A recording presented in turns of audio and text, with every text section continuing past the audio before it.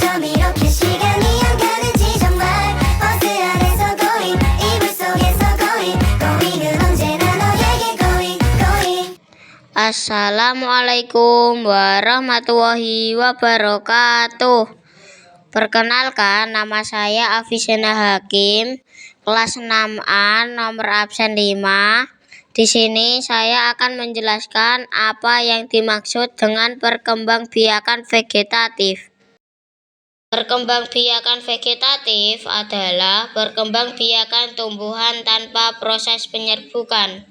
Perkembangbiakan vegetatif terbagi menjadi dua, yakni vegetatif alami dan vegetatif buatan. Perkembangbiakan vegetatif alami adalah perkembangbiakan secara tidak kawin pada tumbuhan yang terjadi dengan sendirinya. Perkembangbiakan vegetatif buatan adalah perkembangbiakan secara tidak kawin pada tumbuhan dengan bantuan manusia. Contoh perkembangbiakan vegetatif alami. 1. Tunas. Tunas dapat tumbuh melalui pangkal batang, akar, dan daun. Contohnya terjadi pada pohon pisang dan cocor bebek. 2. Umbi akar. Umbi akar baru akan tumbuh dari bagian sisa batang jika umbi akar tersebut ditanam. Contohnya bunga dahlia dan wortel.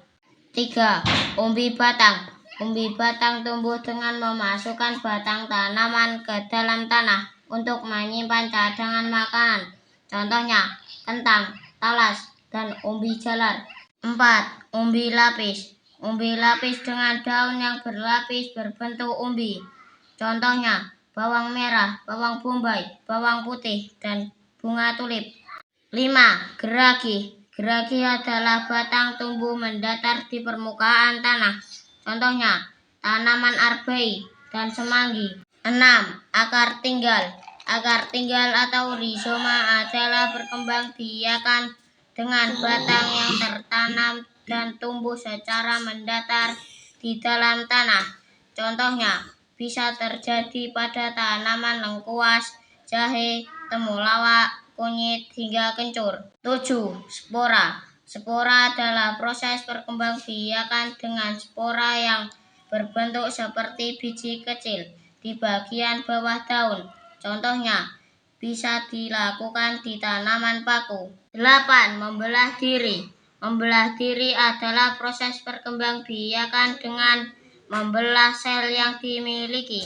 Biasanya terjadi pada tumbuhan tingkat rendah seperti ganggang.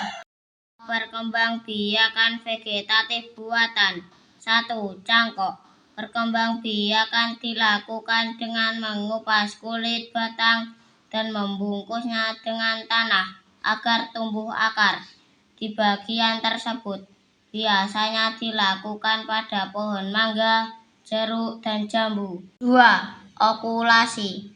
Perkembangbiakan dilakukan dengan menempelkan mata tunas dari tanaman unggulan ke batang tanaman lain. Contohnya menggabungkan mangga harum manis dengan mangga mana lagi. 3. Stek.